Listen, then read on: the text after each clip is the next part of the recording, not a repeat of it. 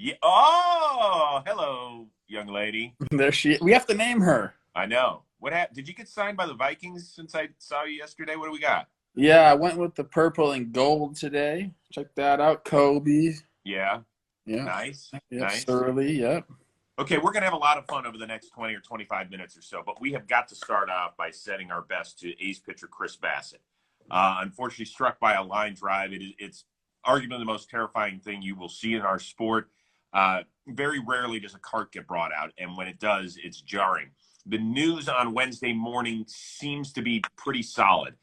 No loss of vision. He's got several facial fractures. He's going to need surgery, but things are pointed in the right direction. I don't know if you've ever been on the field when something like that has happened, but as a fan, I can tell you this. It was terrifying, Trev. Yeah, it's scary, and Chris is a leader in that clubhouse. He's been Yeah. there for a long time, and guys have so much respect for him. Not that that necessarily matters in an instance like this, but I think seeing someone who you respect so much on the ground like that is a little bit different. So, yeah, like you said, prayers, best wishes, good vibes, all that good stuff to Chris. I'm glad that he's doing okay today. Yep. Hang in there.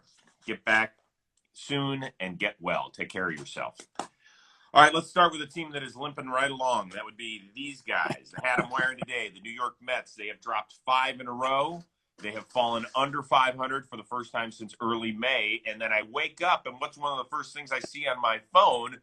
On Twitter, it's their owner, Steve Cohen, who said it's hard to understand how pro hitters can be this unproductive. The best teams have a more disciplined approach.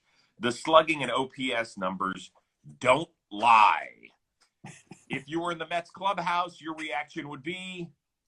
I probably had the same reaction that a lot of these Mets players had. Look, I played poker last night. You know that. I was up late, so a little bit tired this morning. I wake up, do some things, check my phone. I see this, and I literally threw my phone to the floor. Like, oh my God. I'm sure all the Giants players, remember, they're on the West Coast. So he tweeted this at whatever, 6 a.m. West Coast time. Right. They have a day game today, so they're probably just about getting up right now. They did the same thing. They probably looked at their phone like, holy shit, Steve. Like, we don't need this right now. I don't have a problem with him speaking his mind. You can say whatever you want. You bought the team, go for it. But, what's that going to help at all? What is that, tweeting that? What did that do for Steve?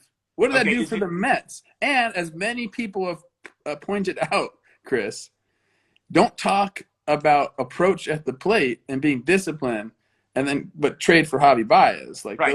Those don't go hand in hand. Like, Steve, bring something to the freaking table. Don't just talk shit. Okay, is it possible that he is taking the approach, one way to galvanize the team is have them all pulling in the same direction towards something they don't like, and that'll be me, right? You don't think so? No? No, I think he's a guy that's gotten pretty much everything he's ever wanted in the last 20 years, and one way or the other he's going to get it, whether it's legal or not. And, now he's got no control over this, and he doesn't like it. Like, these guys got to go play the game. He can't control what happens on the field. And, things aren't going his way, and he doesn't like it. So he's acting out on Twitter. It's kind of hilarious, to be honest with you. Yeah, I don't know how I would feel if I were in the clubhouse. It's interesting because tomorrow's episode is with Trevor May of the Chris Rose rotation. So we taped it yesterday. So we didn't get, obviously, to this whole Steve Cohen thing.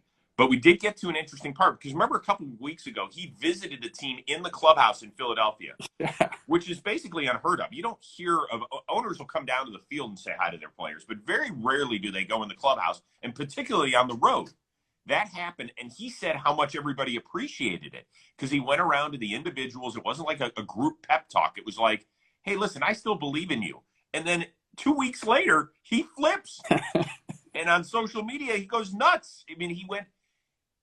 All I could think about this morning was if we had Twitter when Steinbrenner was around, it just would have been glorious. I don't think that you probably would have wanted it. I think it's better, if you're thinking about what would have happened, it's probably better that way than it actually happening. And as far as Team A, like, the guy's got to say what he's got to say, but there's no way you felt good about an owner coming down into the clubhouse and saying something to your team. No, he did. He said he appreciated it because it made him seem more approachable. He said, listen, I was in Okay. Minnesota where the Pohlads would come down and they were great. He said they were wonderful people. But, he said Steve Cohen just kind of walked in and he just seemed like a dude. So, I don't know. Everybody sees it differently. Yeah, we're not there, so we don't know what the vibe is like. I do know the poll ads would come and they'd make themselves approachable. They'd do it. Jim would come out onto the field for BP, and he'd stand there. You go talk to him if you want to talk to him. But walking into a clubhouse and giving a pump up speech is something completely different. I get it, but I hear the big picture. Does this have a positive or a negative impact or no impact on the Mets? That's zero impact on the Mets. They're gonna go play the game tonight. Right. This afternoon. Like they're gonna like do what I said. Like, geez, Steve, and they're gonna throw their phone down. And they're gonna go to the ballpark and get their work in. That's the thing. They are professionals. He said it himself. He said himself. Professional hitters. These guys are professionals. They're going to show up and do the job. Obviously, the team hasn't performed very well lately, but that's a whole different issue.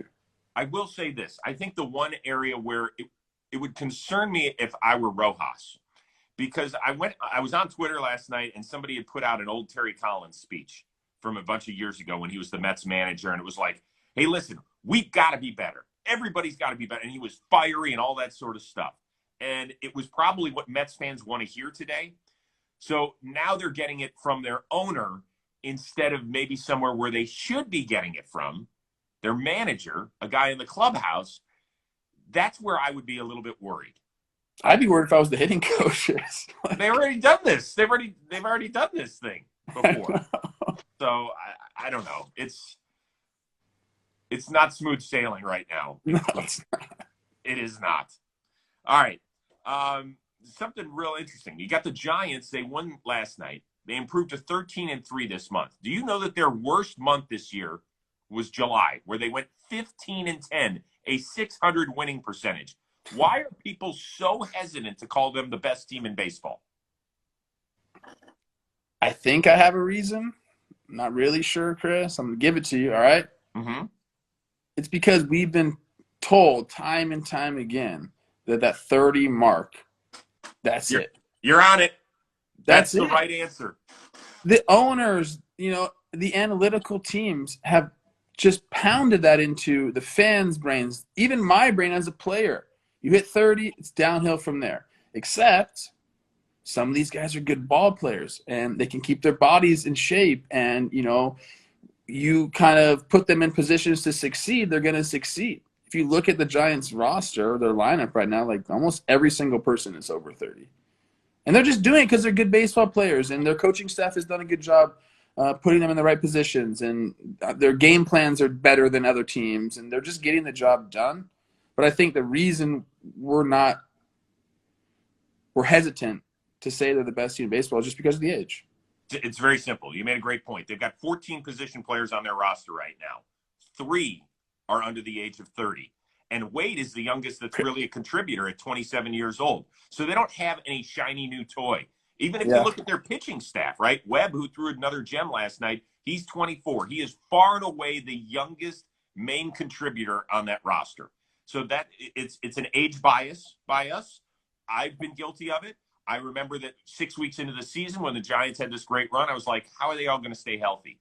And guess what? They haven't all stayed healthy. Belt has missed some time. Posey has missed some time. Casali's been a fantastic backup. Longoria has missed some time. Remember when he went down, we said, okay, the next 6 or 8 weeks, this will show a lot about the Giants. And they continue to kick ass. So I'm partially to blame here. I'll take my medicine. I screwed up in my estimation of this team because of the age. That's why. It's not everyone. Like, nobody thought the Giants were going to be as good as they are. So I don't think we need to blame ourselves or anything. Like, they're just a surprising team. They've probably overachieved. I think it's okay to say that. They've overperformed projections, which is their projections. They're not, you got to go play the game. So these guys have done it. And they're one of, if not the best stories in baseball right now. Absolutely, they are. All right, let's move on. The Yankees. Check the standings. Wait, go Gabe Kapler, too. Forgot to put that one in there. That's going to be a whole nother discussion. We're going to ask, did Philly give up on him way too soon? That's going to be a discussion point somewhere down the line. And I want to know if he ever ate that cake that looked like a steak. Yankees sweep the Sox, so they now have a firm grasp on one of those wild card spots. Luke Voit, huge day, both ends of the doubleheader. Go ahead home run. Go ahead knocking the other one. Did you see what he said? I was top 10 MVP last year, and I've been a great player for this organization for the last 3 years. And, I'm not going down. I want to play. Obviously, I know it's going to be tougher with Rizzo, but, I deserve to play just as much as he does. And, I led the league in home runs last year, and I feel really good again. And, obviously, the injury bug is the reason he's here, because of me. But, obviously, I hope Booney can do whatever he can to, try to get me some consistent at-bats. How's this going to play out? I think it's great. I mean, he should feel that confident. He is a really good ball player, and there is a little bit of a logjam, but I think Booney can figure it out. You got to put Stanton in the outfield. That's basically the whole thing. So hold on, you're going to have an outfield of Stanton, Judge, and Gallo, right? Yeah, two good defenders, and then there's an old saying for a guy like Stanton: you got to drive in more than you let in. Go keep hitting 3-run bombs. You might let a few runs in here and there, but that's what they have to do. Voit DHing, unless they want to throw him out there, which I don't think they want to do. Okay, so the big question is, can Giancarlo handle it physically? Dude, we got to see. They only have how many more games? 40 games, something like that. Okay, but I mean, you got to try. You got to at least try. At least have a few days. They can figure out rest days for all these guys, but he has to try, and he's willing to do it for sure. I would think so too. And let's remember, he was actually a really good outfielder in Miami when he could run earlier in his career. He was a really solid defender. God, I can't imagine an outfield that large. It's a big outfield. It's a right? big freaking outfield. There's front courts in the NBA that aren't that big. Look, this is what you do with Giancarlo. You say, no diving. Keep the ball in front of you. Mm-hmm. Keep the guy from advancing an extra base. Don't try to do anything crazy. We need your bat more than we need your glove. And then you get him out of there. This is gonna be the fun part. Is when you take to replace him, and then you're gonna get the people. Giancarlo should be up to bat now, and all that stuff. But if you can get a guy like Luke Voit, who right now is playing really well after struggling beginning in the year. He's playing okay. I got to be honest with you. I understand. I love his confidence. He's not playing great. He had a really tough start to the year, but the guy can change the game in one swing. So can everybody else they put in there. They'll put you in. You need as many of those people in there as possible, man. And also, let's not pretend that outfield defense doesn't matter. It does. It does matter. Of course, it does. It does. Every 90 feet counts. From here on in, every 90 feet counts. So it's not as simple as let's just put our best softball team out there. I don't think it's as simple as that. I think that's what the Yankees want to do. And by the way, all these people that are like, well, it's real easy. Sit Rizzo against lefties and you play Voit. No, go look at the numbers. Anthony Rizzo's OPS against left-handed pitching is well over 900. It's like mid-sevens against right-handed pitching. So he's got some serious reverse splits working there. All right, let's move on. Angels and Tigers today. Shohei is on the mound. So what would be cooler? Shohei hitting his league-leading 40th homer while being the starting pitcher, or Shohei giving up Miguel Cabrera's 500th homer? I think it'd be cooler watching Miggy hit the 500th off of Shohei. Kind of like hey, man, I know you're the guy right now, but I've been the guy for like 20 freaking years. Mm-hmm. And it'd be cool if they did both. I didn't even know Shohei had 39 freaking homers, and I looked at his stats this morning. Yep. He's leading the league in slugging. You know what he's leading the league in that we don't talk about enough? A little black mark on Shohei's resume. Caught stealing. Leading the league with 8. Come on, Shohei, step it up. No, but I would love to see Miggy do it. I think that'd be cool to have that. They show those milestone homers a lot, and it'd be cool if Shohei was on there. And I think Shohei respects Miggy. Anybody that has played the game respects what Miggy has done over the course of his career. So I'm rooting for that to happen because Shohei is going to get his 40th at some point. Am I going to get yelled at? And his 50th and his 60th. Am I going to get yelled at if I say both? Because you yelled at me last week for that not being an answer. I'm just saying you don't let me say that. Well, I think in this instance, because they're both such feel-good stories and we're not trying to pin somebody down, I think it's okay to say both, right? I like what someone said. You can do this. Miggy goes yard off of Shohei early in the game, and then the Angels are up by 20. Miggy comes in to pitch.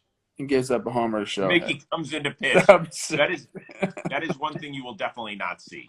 I don't see AJ Hinch going. I could be wrong. All right, last one. Brett Phillips, a couple days ago, hit an inside the Parker. Dude can really, really fly. He got his third base coach, Rodney Linares, some Louis Vuittons after he sent him home during the inside the Parker. Is Brett making every other player in Major League Baseball look like an idiot by getting his coach some sweet kicks? No, he's setting a precedent that is going to be hard to keep up with because now his first base coach is going to start sending him to second base, like, go get that double. And Rod's going to keep – he's like, all right, I want a new pair of kicks. You go. Yeah. Let's go, baby. Keep running. Yeah. I don't know what he's trying to do here because that is, like I said, I didn't see the kicks. Are they, like, nice? Yeah, they're cool. They're very nice. They're very like sweet. He didn't get him some Skechers or something. He got him some Louis Vuittons. Oh, you got him Louis? Yeah. Brett, relax, dude. I didn't know he had it like that. Okay.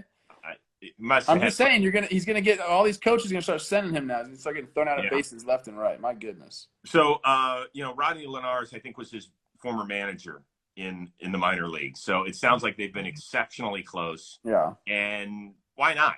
I think it's awesome. Brett Phillips, for a guy who hits 220 or whatever he does, I mean, he's a top 15 face in baseball, I think. Seriously. No, I like Brett Phillips, but come on, man, don't say that. No. In terms of his personality, the way people love him, I think he's universally adored for fans in the sport. I don't think people outside of this sport, he's not a crossover guy at all. I'm not saying that. I'm saying for people that love this sport, you hear the name Brett Phillips, you smile. No? Sure, I'll give that to you. I don't want to talk crap about Brett Phillips. I like Brett Phillips. Yeah. Top 15, those a little. He's not a top. Listen closely, everybody. Okay. He is not a top 15 player. He is a top 15 personality, and I don't think it's close. Okay. And don't say it's the new Nick Swisher, please. Don't do that. I didn't say that. Somebody put in the chat he's the new Nick Swisher. What's wrong with Nick Swisher? Huh? What's wrong with Nick Swisher? He was the first guest ever on Intentional Talk. I like Nick, but Nick could rub a lot of people the wrong way. He's a little over the top. Yeah. What up, bro? Hey! Yeah! Brett Phillips is not, I think all of his teammates, and I think a lot of the opponents like Brett Phillips, because, he is genuine. I think the guy loves being a big leaguer every day. And he's on the latest episode of the Rose Rotation. He did a little drive-by with Tyler Glasnow. Love that. Let's talk more about Gabe Kapler. What do you got? What do you got on JOMBOY? Dude, I got nothing. This is an easy day for me today. I got this, and that is it. No, talking baseball's out. What is today? Is today Wednesday? Yeah, it is. Oh, yeah, Talking Baseball came out today. We went over the schedule, the remaining schedule. We're giving you teams that aren't in the playoffs that are probably going to be in the playoffs, teams that are in the playoffs that probably aren't going to be in the playoffs. It's a good episode. We had a good time yesterday doing it. Forgot about that, Chris. Thanks for reminding me. Hey, I'm here to help. What about you? Rose Rotation with Glasnow and Brett Phillips is out. Go give it a listen if you haven't. It's the first time that Glasnow has talked since his Tommy John surgery. He talks about his future in Tampa Bay, facing an 18 to 24-month rehab process, etc. A lot of good stuff. He's very honest. And speaking of honest, remember yesterday I was hesitant about telling you who was coming on the Rose Rotation. It was Trevor May, who on Monday night had his worst outing of the season. Worst. And so I was worried. I didn't text him after the games, reminding him about our appointment for Tuesday. He showed up right on time. He was there. He answered every question. And at the end, we talked about it. I said, hey, I have something to admit. I was worried you weren't going to show up. And we talked about that and told me why he felt it was important for him to show up. It was really, I thought, a fascinating look into the mindset of an everyday athlete. He's a good person. Totally. Is he a top 15 personality in baseball? Trevor May? Yeah. Yeah, I think in terms of his varied interests, I think he's one of the 5 most interesting people in baseball. You got a lot of lists, bro. No, but if those are different lists. Interesting, personality. No, but you would admit, I mean, he has a wide range of interests. I think he is. That's why I posed the question. I think more people know Trevor May than Brett Phillips. He's got that whole Twitch following, man. The gamer. Oh, yes. No, outside of the sport, absolutely. He is huge in the streaming world. Huge. I'm the best personality in baseball. This guy? Me and Steve Cohen are best friends. Love that guy. Does one New York Met? You know, this is where you guys, I'm talking about Major League Baseball players, are fortunate that clubhouses are not open anymore, because if that happened, every New York Met would get bombarded. Instead, they're going to. Huh? They're going to get bombarded with questions about it, and that's the thing that Steve, when he does stuff like this, you have to think about what happens afterwards. Like, he thinks he's being like coy and cute and calling them out, and like he wants to, whatever, give them some life. But like now they're gonna have to freaking, instead of talking about the baseball game, let's say they go beat the Giants today. Instead of talking about that win and talking about how they're gonna roll into more wins, they have to talk about, hey, your owner said this about you. What do you guys have to say? And they're gonna. By the way, what would your response be if you had to answer the question? I would say he's entitled to his own opinion. Would you say at all that he's right? Would you say that, you know what, we haven't been producing, and I understand his frustration because we are just as frustrated? Yeah, you can say that, sure. That's the go-to answer that they'll probably tell them to say. So would you actually be motherfucking him in the clubhouse? Probably, yeah. Well, I'm curious. Yeah, I really man, I wouldn't know. like that. And I would be like, hey, obviously, the what you tweeted, you sound like you don't know what you're talking about. He's talking about slugging and OPS and, the approach being wrong or whatever. But, like, you probably should be talking maybe more about on-base percentage.